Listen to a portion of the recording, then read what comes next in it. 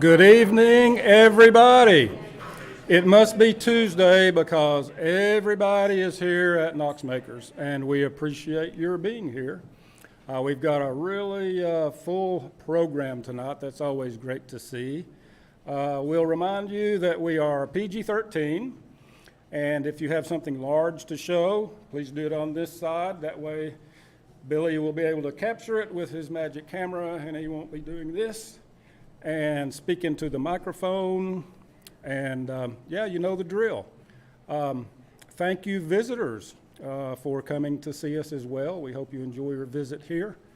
If you haven't had a tour of the shop already, somebody with a red tag would be glad to show you around and explain how this works.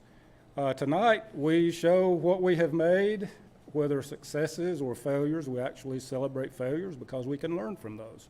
And I think we have maybe one on the list this evening. So, without any further ado, let's get started with Margaret, who says, pine cones can be beautiful.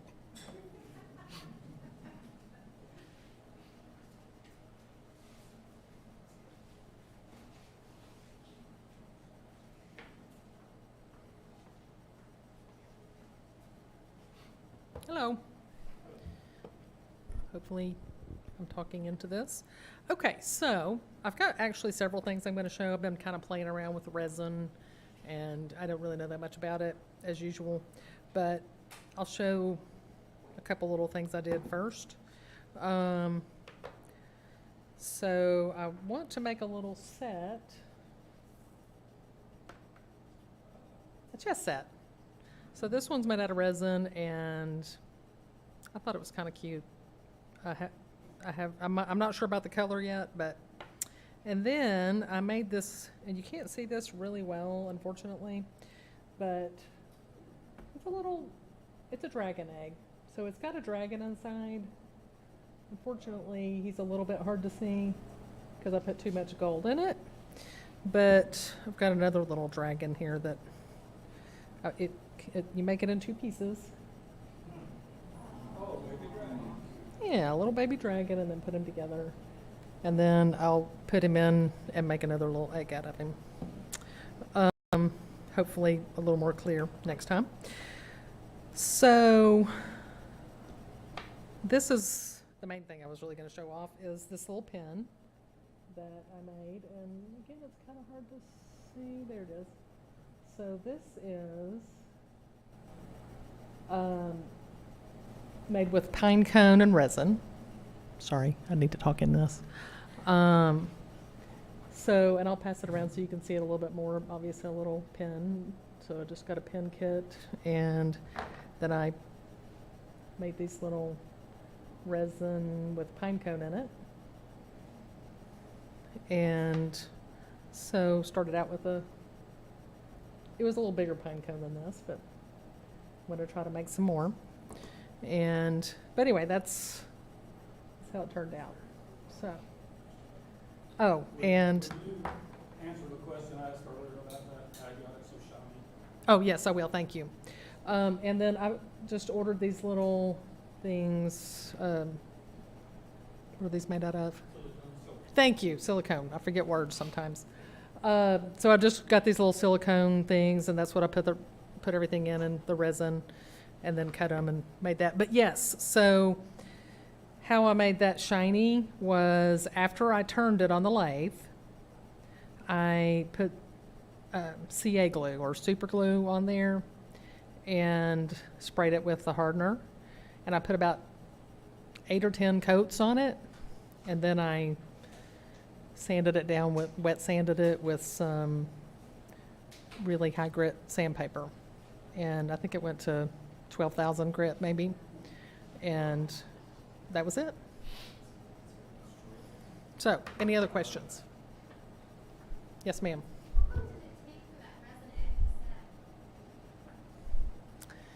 I left it here a couple of days before I took it out. So I think it's 24 to 48 hours, maybe something like that. Yes, sir. What did you do to combat herbal? Well, I really didn't do anything, to be honest. I did not, with this, I was kind of surprised that this turned out to be not any air bubbles. I think that the resin I have is pretty good with that. I mean, still not.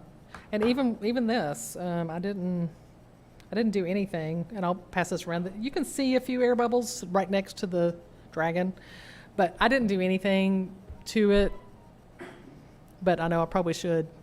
I'm still learning. Any other questions? All right, cool.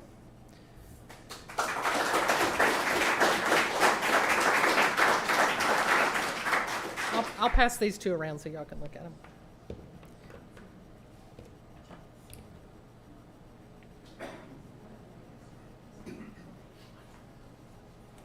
Thank you, Margaret. Very cool. I'm gonna piddle around with that resin one of these days. Can't wait. Now, we are going to celebrate a fail. Isaac has a mold making fail.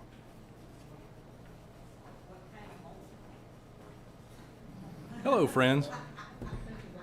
It's Halloween is coming, and I have started my Halloween projects, as I'm sure you have. For one of my projects, I need, I don't know, several dozen skulls of a particular scale. And so my plan was to buy the appropriate skull, find it somewhere, make a mold of it, and replicate it. So these are two of the finalist skulls. The one on the left is supposed to go in your aquarium. The one on the right was a firework, a really crummy one, but it turns out to be perfect for my project. So I decided that that was the winner. I'll show you, okay. So the first thing that I did was I took my donor skull here and I made these crude sort of projections of it from each dimension to figure out how large it gets, because I need to build a box to enclose it relatively closely. And then, having figured out the dimensions, I made a box that Mr. Skull can live in. And because I'm going to have to take this box apart and put it back together a few times during the mold making process, you can see I made these little registration marks because the dimensions are all very similar but not same. So I anticipated that goof up. Then I affixed the skull to one of these pieces of wood using glue and this little ring of PVC. The particular mold making approach that I'm using requires that the object must be firmly affixed to one of the walls through multiple stages, and so I wanted to make certain that that thing was well on there. So I glued it, I put massive screws in through the base, and then I marked it in case it came off anyway, so I could put it back together and hopefully rescue the project. Then I started building up a layer of clay around the skull. This is a sulfur-free molding clay.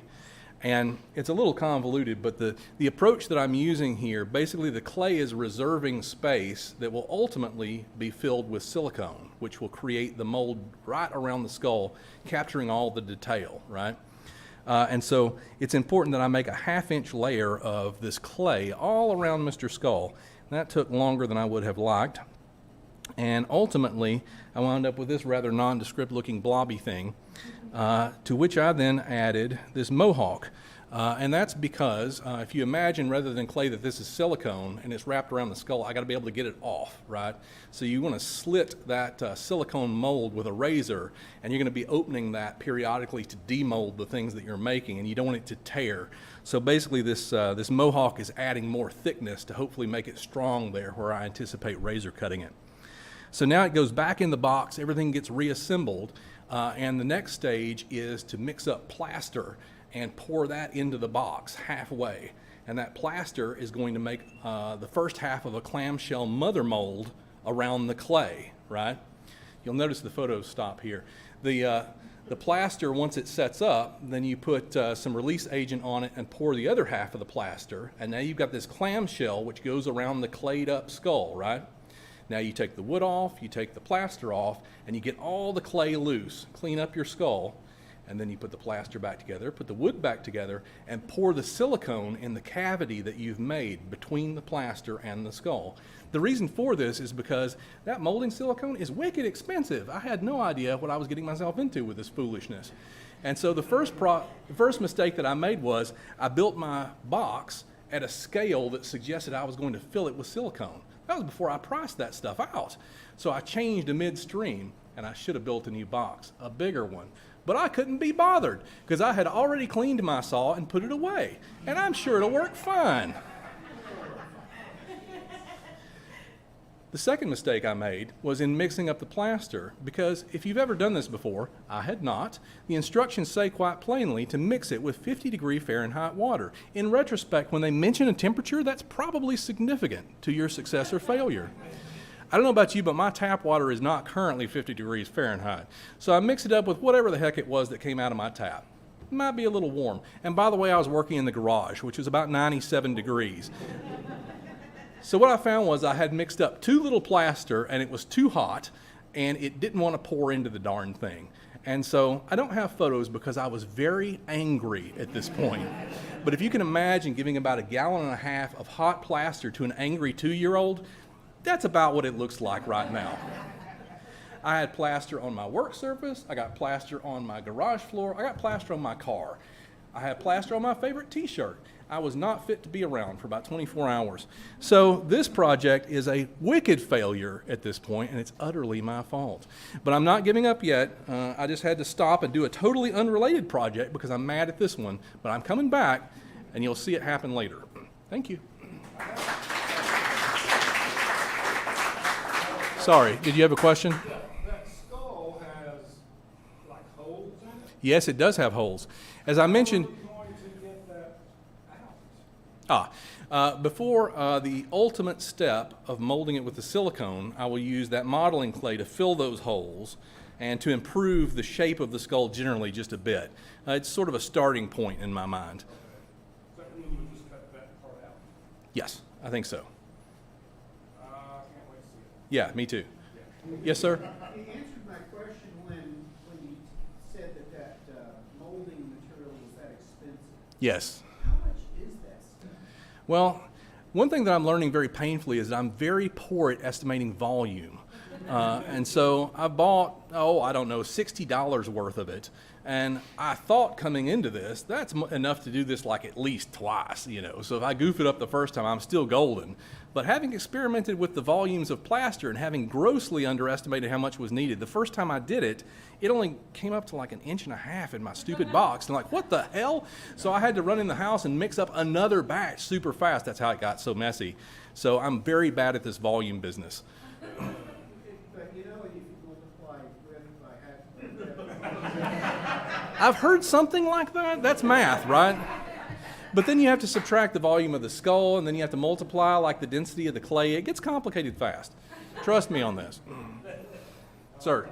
How much would just more of the original skull cost? Oh, I see. So you're going for an economy argument to a maker now. Well, when I started this process, part of the problem is I need a skull at just the right scale for it to work in my project, you recognize. So it's not like I have a world of options here. But I mean, a decent skull is going to cost you at least $15 nowadays, and I do want like 3 dozen of them. I haven't broken the bank yet, but damn it, it's getting close. Anybody else want to rag me about this? Brian, what have you got? Is your goal to have a 2-piece silicone mold?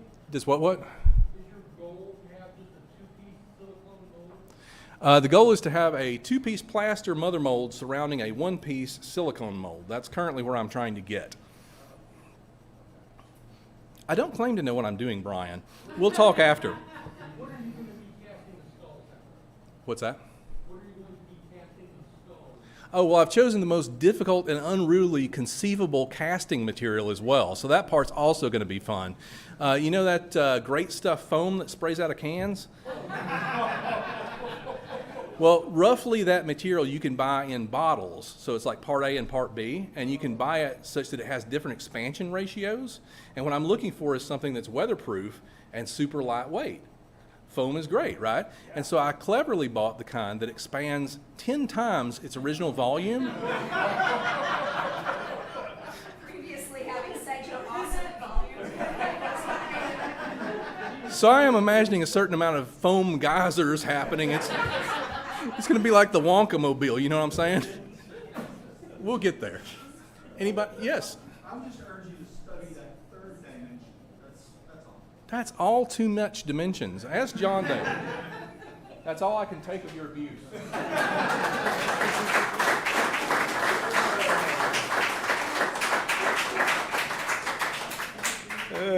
Isaac, thank you for letting us abuse your skulls. I just was curious if you knew either of those two guys that your originals were from.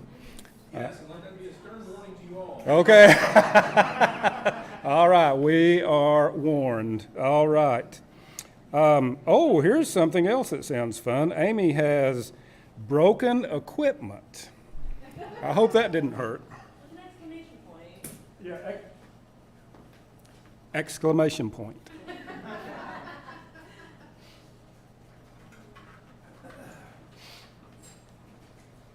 So you all might remember that Tracy was presenting and organizing a conference in Portland about a month back now, and I joined because she was there and it was fun, and I figured since my study species, I study birds, is out on the West Coast, and that it was in a part of the coast that no one had sampled or recorded songs in quite a while. I don't know why I'm showing that first without context. I would go out and bring in some of my recording equipment out with me and just collect some data while I was out there. 2 conferences, some field work all in a week. Yeah, it's a great idea. Absolutely recommend. But I ended up bringing some of my equipment in my checked luggage because this is a weird shape. And in transit on the way to Portland, now it makes sense in context, this little piece of my equipment broke in half. It is apparently, I found this out later, these parabolas, which are, if you put like a little mic in here, facing in, it catches all the sound, you can record wherever you want. I swear I was recording birds. It was just for science. Apparently this model is notorious for having this little clamp part break all the time, and a few senior scientists told me that after mine broke. And it's not even mine, it's lab equipment actually. And I decided, since rather than coming back and explaining to my advisor that I had broken equipment that I borrowed from the lab, I decided not to return it at all until I had fixed the issue, and we can pretend like it never happened. So actually, a few months back, I remember hearing that Isaac had designed some stuff for, I think you were laser cutting it in OpenSCAD. So I started using it for really basic things like boxes, rectangles, and I figured I would try starting to model a slightly more complicated shape, like this one here. So I had a few polygons, like a prism with a cylinder cut out, and this little polyhedron here, like a little trapezoid prism also with a hole cut out, and just kind of glom that all together and try to match the dimensions of this one here. You'll notice maybe the most obvious mistake was that this is not a 3mm hole. I didn't measure. Much like Isaac's inability to estimate volume, I am terrible at lengths and spaces. So I just kind of looked at it like, that looks like 3mm. It's not. So that was wrong. Also, the trapezoid here is meant to fit in. This may or may not. I'll try to zoom out. There's a little channel right here that fits into. I got a couple of those dimensions wrong by literally I feel better about this. It was only like a millimeter or half a millimeter off on those. So if you try to shove it in, it's kind of tight. It fits a little weird. So I ran version 2 where, well, as you can tell by the fact that it actually fits in here, it slides in really easily, and the bolt actually goes into it because I chose the right diameter. So now I can return this to the lab and pretend like it was always yellow and nothing happened. So yeah, that's my thing. Yeah. Black stuff on it. What is that? I don't know what it's called, and if anyone else does, that would be great. It's basically meant to keep, it's like foam. It's supposed to be, keep a grip a little bit and also be a cushion because you're putting the microphone in there. It just helps grip it. Thea? I don't know if it's the same stuff, but you can get liquid rubber regrip. It's Oh. regripping lighter hands, and it's a liquid rubber. Oh, then yeah, it's something like that. That sounds about right. Yes. I think it's probably neoprene. Oh, yeah, you know what? That makes sense too. But thinner, even Yeah, it's hard to tell because it's so worn. I don't know.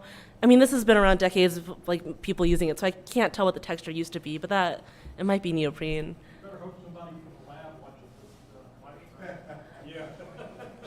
Yeah, nothing. You better delete this from the internet, is what you mean. Yeah. Have you considered using great stuff? I don't know what that. Yeah.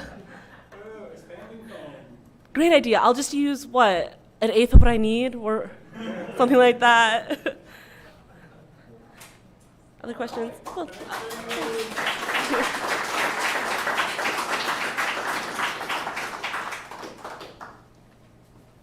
That is absolutely terrific. And speaking of OpenCAD rhubarb, I think I saw him here earlier. Is he here? There he is. He is really good at that, and I can't wait till he teaches a class on that, maybe? Sweet. All right. Next. Chuck has a stove, and we're going to see if he can cook supper for us tonight.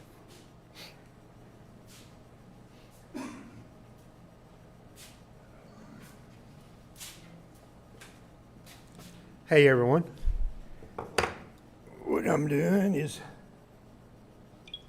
I'm making, you see these, I hope. How do you adjust this? Plus and minus.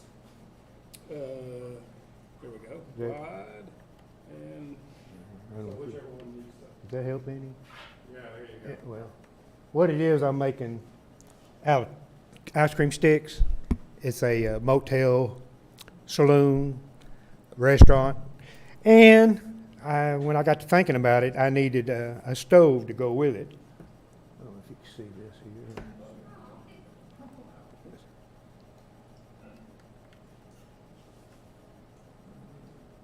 You can't see it too good, I guess. There you go, see. And what it is, the town, I've made 50-something buildings. I've got a big barn, and like the restaurant, the saloon, and the motels up there.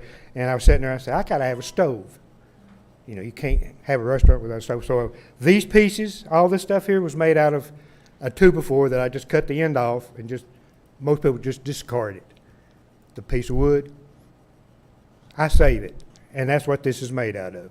It's just pieces of 2x4 through. And I also, the other piece, the other half of this, I took it, and on the saloon side, I made the bar that you can build up and get your drink. So I had to play around with all kinds of things. I just figured if I had a restaurant, I needed a stove, so I made a stove. But and this stove is just like the one my grandmother had, exactly. I mean, I don't know how I remembered it, but this is exactly what she had when I was a kid. And I put it together in about an hour and a half. Thank you. Is that hand, you just hand carved it from the 2x4? Yeah, it's all done. Everything's done by hand. Well, no, I take that back. I used a little engraver with a stone on it to do, well, especially this part right here, along here, to get that, because I couldn't do it without the engraver. It just didn't look right. And then I went back over it, and it turned out like this. I was lucky. That it? All right.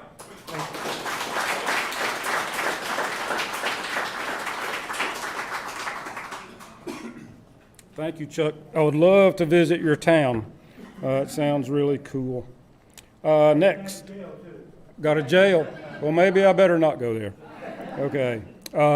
Next, Steve Mount's going to show us some bowl coring. Where's Steve? There he is.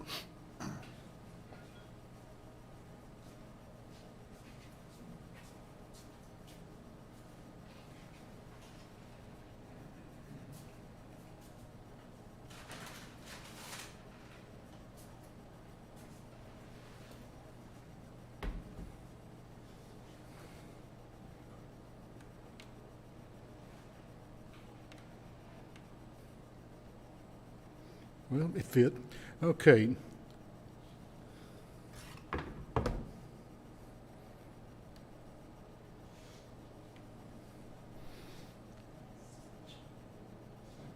My brother came over from the west side of the state last week, and we spent 2 days doing a lot of talking and in a lot of sawdust. But this, well, come on. what we were doing was taking some wood that Steve's sister gave us, several of us, and we cut the pieces in half and then cut each one of those into into 3 bowls. We hollowed them out. This was the first one that came out that would actually fit in a microwave. I was trying to get the wood dry enough to be able to get it ready for tonight. And I looked around the room, I didn't see you sitting here. I thought, well, of all the work. But anyway, this is the first piece that came out of the center. And my wife is now the proud owner of another coring machine. It's called a bowl. Well, let's see if I can get a better picture.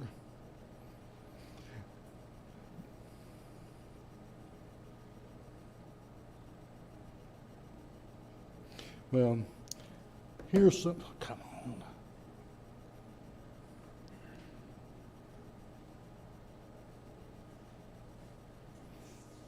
Technical issues. I do fairly well with sawdust. Sawing barefoot. Do what? Seeing them barefoot. What? Surely not. Surely not. That piece of, yeah. All you got to do is move fast, which I don't usually do. But he started out with, we had a piece of oak also that the piece when we started was about 150 pounds.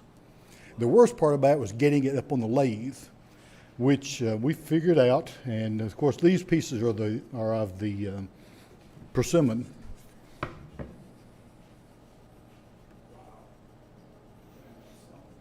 Of course, I had to get all the bark off of it, and it was an interesting process. The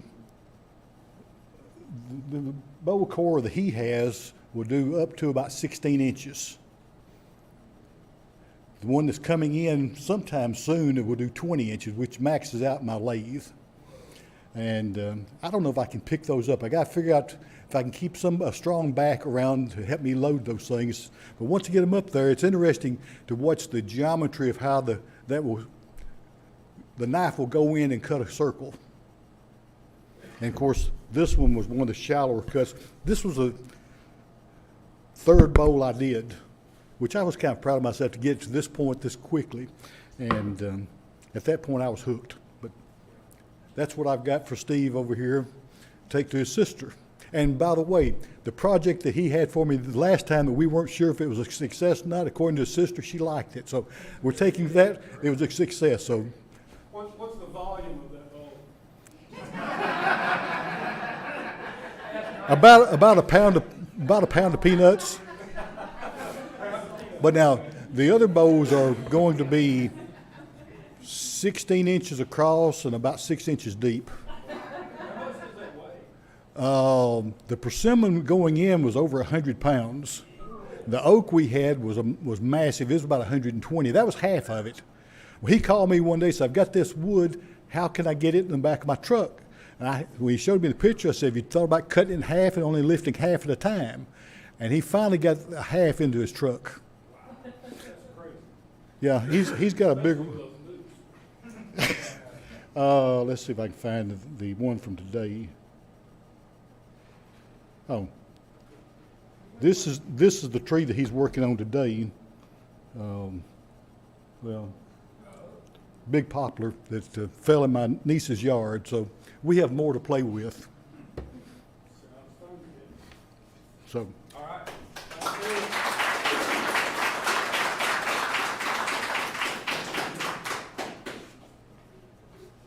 All right, thank you. Are these your glasses? Yes, sir. Something I saw on WDIR the other night, the county or the city is putting out a downed tree process, whereas if you lost some trees during the last week or so, you can cut them up as long as they're less than 8 feet, 6 or 8 feet in length, fit in the back of one of their trucks. They're going to handle picking these things up. Another run for a couple of weeks. If you check WDI, I think it's WDR, or maybe the county waste disposal system. That way, if your tree, Yeah. take care of it for you. I'll repeat that so people out in ether land will know Knox County has a program since there's so many trees down. If you need a way to get rid of them, push them to the road. For a couple of weeks, they are going to have trucks coming around and picking up all of this garbage. 6 or 8 feet maximum length. It's the county, yeah, Knox County. Yeah, I saw that on the news. So that's handy, especially, I drove through Billy's neighborhood last week, and that place was a wreck. Geez, but anyway, yeah. So there's lots of wood out and about these days for all you wood guys if you need some wood. Next, Tom has finished his stairway lights, and he's going to show us a couple of pictures.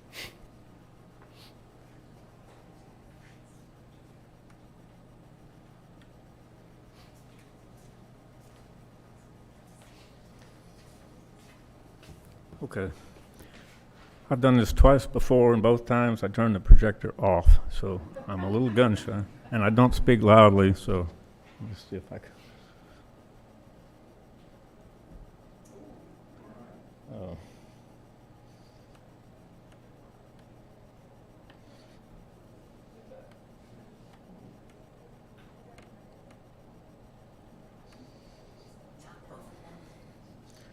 I don't know if you can. Yeah, upside down. That's good, yeah. Very good. Yeah, you can see the sensor there.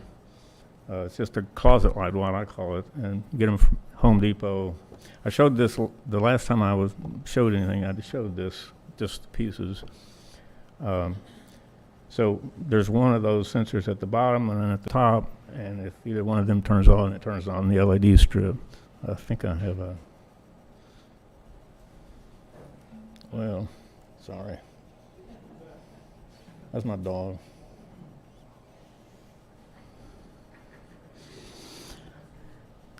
So anyway, there's the strip, and it's shielded by vinyl strip. I don't know what it's called, but it was something that's associated with vinyl siding.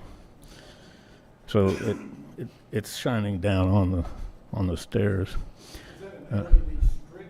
Yeah, it's 12-volt LED strip. It was $8. How did you power that? I built a power supply. That was kind of tricky. That's a long story. It's a linear regulator, so I had to make sure I wasn't throwing away too much power with heat. But then I decided to put that 555 timer on it, which I can vary the brightness on. So, and then you saw the big box. That was right up at the top of the steps. There's a bedroom door right there, so I've stuck the box behind the door. So I can declare that kind of a completed project. And that's kind of rare for me, so that's just, yeah.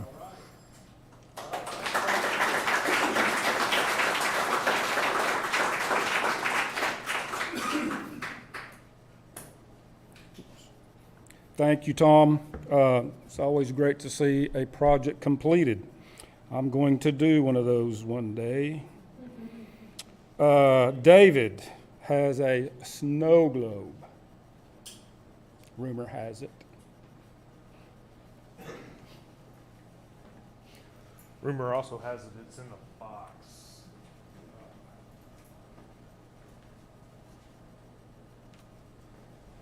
This is not my snow globe. This is Sue's snow globe. It's Grinch. Somebody gave it to her, but it was missing a way to wind the music box. So she asked if I could machine something that she could use to wind her music box. So I said, sure. Sue's helped me with way more stuff than I can ever help her with. So here's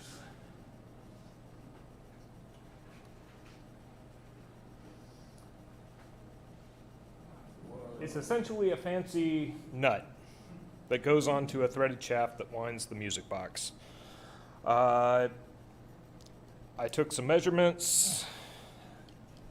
You can see the feet on the bottom of the snow globe kind of get in the way of getting in there with like a plate or something to check the threads. So I took some measurements and I took a thread pitch gauge because I could get the thread pitch gauge in there. And it read 40 TPI. So I was like, okay, I've got the diameter. I don't have a tap here, but I have access to a tap. So I make this part. I cut it down, turn it down on the lathe, put a shoulder on it, drill it, tap it, bring it in. It doesn't fit. Because it's metric. Because 40 TPI is almost identical to, 0.7 threads per, or millimeter, or 0.7 millimeters per thread, or however the metric threading works. So that's okay, because 540 is smaller than 3.5 millimeters. So all I needed to do was take my part back, open it up with the appropriate drill bit, and thread it with the appropriate tap. So now it fits onto the music box, and Sue can enjoy her snow globe.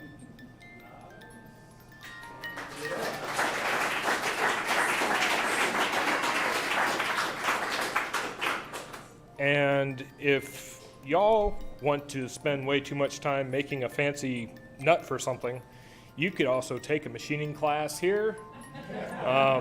Billy and I are tag teaming the lathe stuff. I did.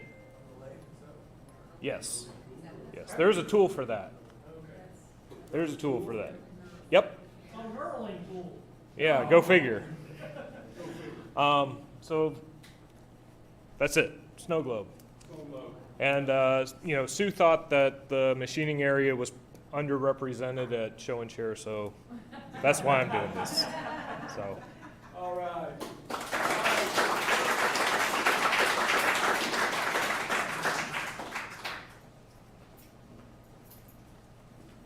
That is terrific work. I want to learn how to do that. Speaking of Sue, Sue has a box, and she's going to show it to us.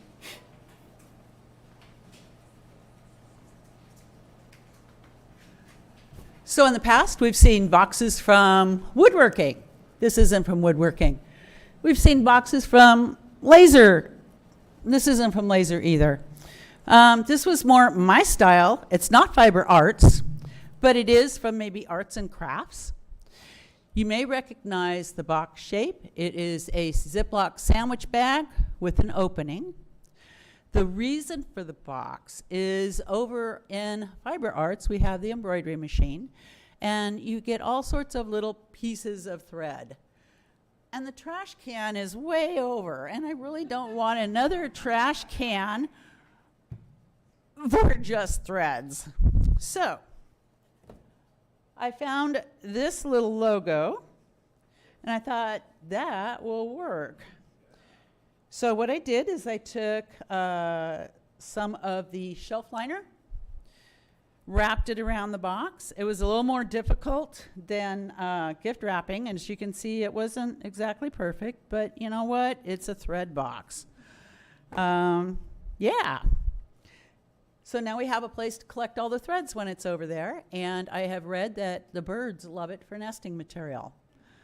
I've also heard do not put it out for the birds for nesting material. So I don't know, but at least it will be more convenient than going all the way over to the trash can. That's it.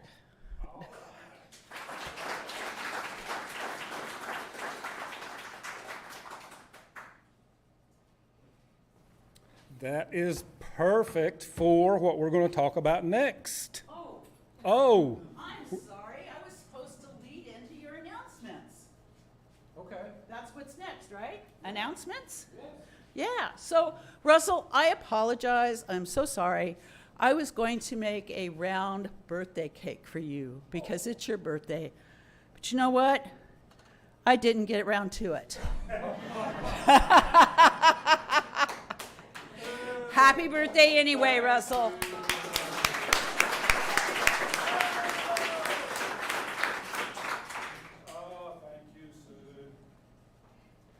You know, it does my heart good. I would much rather see a round to it than a round birthday cake. Does my heart good. It really does. Speaking of trash, that didn't. That did not come out right. You were talking about threads and garbage. Oh man, one of those nights. I've noticed that every week when we ask for volunteers for taking the trash out or changing the filters, it's the same 4 hands that go up. So tonight, I was going to have, and we're still going to have, a garbage class. We are going to teach how to take the garbage out, but I understand somebody already did it before show and share. Who did that? You did that. What's your name? Patricia. Thank you so much. Yes. Thank you.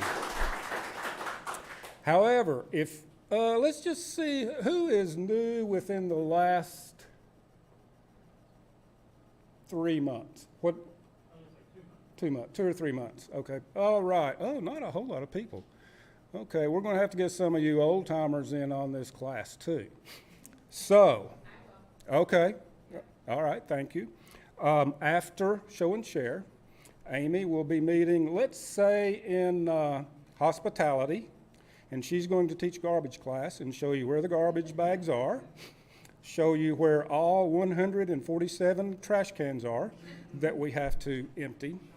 And that way we'll have lots of people and the same people don't have to do it over. And this isn't a joke. Really, I would ask you to meet Amy out there so that we can get some new people volunteering for trash duty. And thank you so much for doing that already. See, you go to class tonight and you don't even have to do the hands-on. Patricia's already done it for you.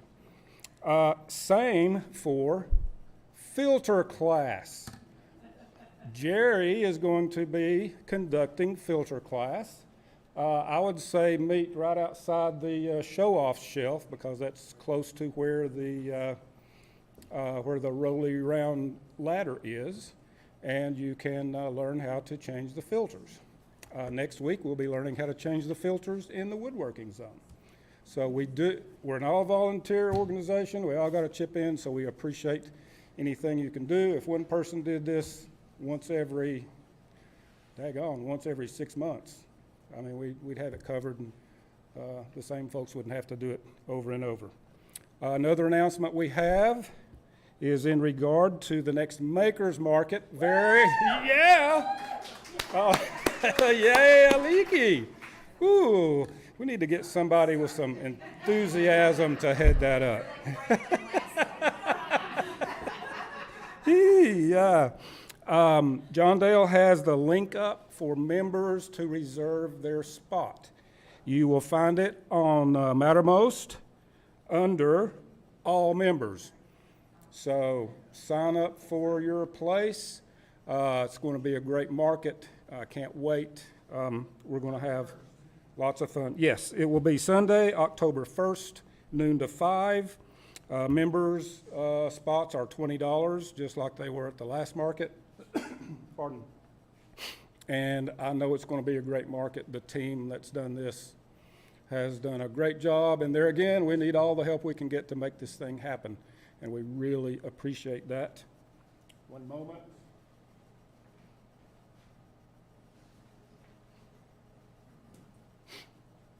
Speaking of classes, we do have upcoming classes.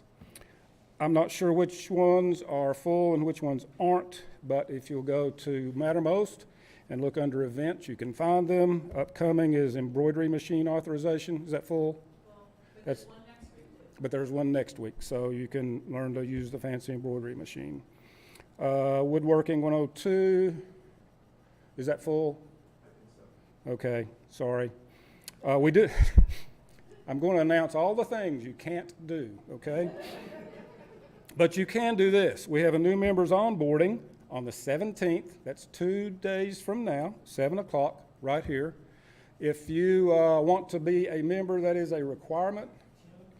You don't have to have applied yet. Anybody is welcome to come to this, but if you do want to be a member before you are a full-fledged member with a key and all of the associated great stuff, you have to take that class. We've got laser cutting authorization, stitch and bitch on the 19th. We have a board meeting Sunday. In the past, these have been at 2 o'clock. Please note, this one will be at 4. It's virtual, online, so if you get a chance, come and join us. The Czar's Arena meeting will be an hour prior. Let's see, the math class figuring volume will be next week. Taught by Isaac. But it's full, right? But it's full. It's overfilled. Yeah. Oh, me. Yeah, that was too easy.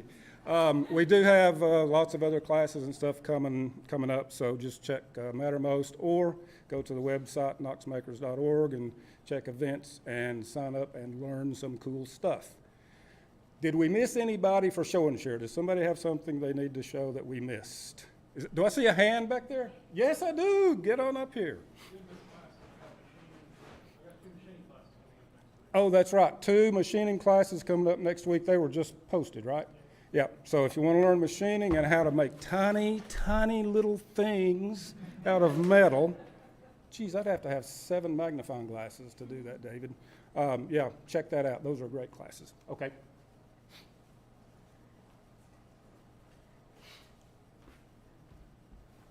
All right, I have been working on painting an ice cream truck, which is quite interesting.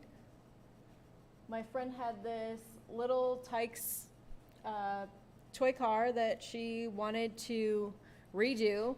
So she had tried to cover up some of the pieces and spray paint it with a flat paint that's not really made for plastic. So I had the joy of taking it all apart, giving it a good wash. I scrubbed it down with TSP, gave it a good cleaning, rinsed it all off, let it dry out, and then of course, because it's plastic and there's holes in it, you turn it over and then there's more water. So it took a little while to get it all dried out. Once I got it dried off, I took the time to properly prep it, taped off the wheels, metal pieces. I took off as many of the accessories as I could. Like if you, I guess it zoomed backwards. The little gas cap right there, the headlights, all the other components. So then I got my garage set up so I could spray paint it. So I got it all, used just a white spray paint to prime it all. Did some more work. This was me taking it outside to the other studio to do some more painting, just on a day that the humidity was a little bit lower, because I realized that as the spray paint was floating around in the garage, my spouse and I have motorcycles in there, and I was like, I don't really want white spray paint all over the bikes. So I moved it outside. This is when it was all primed and ready to go. So I let that dry for a few days. This is all, like, I work on it for an hour or two here and there over the last couple weeks. This was once it was primed with the white. I covered up some of the areas, or I spray painted it blue in some spots. And then I taped it off, and there were some areas that really needed another coat of like a glossy white. So I got that on there, did a whole bunch of videos of peeling it off. I was like, oh, I'll just record it and have some ASMR videos of masking tape peeling off. So this was just part of that process. I tried to do some detailing on the inside, leaving some spots blue. And this is how it started to look. And there was a few touch-ups after I got all of those pieces off, but it wasn't too bad. This is just another view of the inside. And let me scroll down. So then today I started doing some of the paint work. I'm just using some enamel paint for model cars, because I figured, you know, a lot of model cars are plastic. It should hopefully work. So I was working on that, and I had put in the chat a while back that I was trying to find some way to do an ice cream cone on top. And what I ended up finding was a galvanized bucket from a hobby store. So I figured, because there used to be a beautiful tiara on top of the car, it already has holes mounted in top where this used to go through. So I figured I could drill a hole through the bottom of the bucket and somehow bolt it. But then I was like, okay, well, then what do I do for the ice cream part? Sorry about that. So I got a foam ball and figured that I could make a foam ball. And then I read the directions of the glue, and it says don't use this glue on styrofoam. So I'm still not sure what to use for the ice cream. Maybe I just need some expanding foam. And for this, I figure if I just can somehow get these pieces off, then I can paint this, and because it already has the texture, it'll be very easy to paint the lines going side to side to make it look like a waffle cone.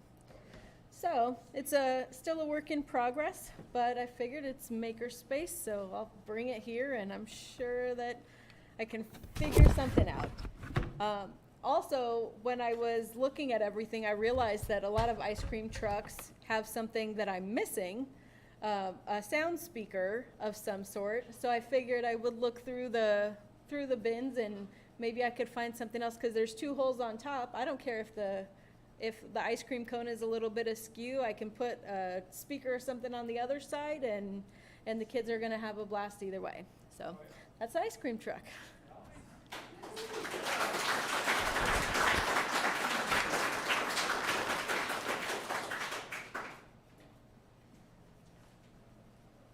That is a terrific project. I will admit, though, I don't understand that part when you were explaining that you read directions or something like that. I don't get that. Okay.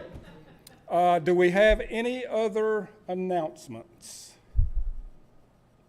Okay, I think that'll do it. This will give us a chance to go out into the shop and do some fun stuff.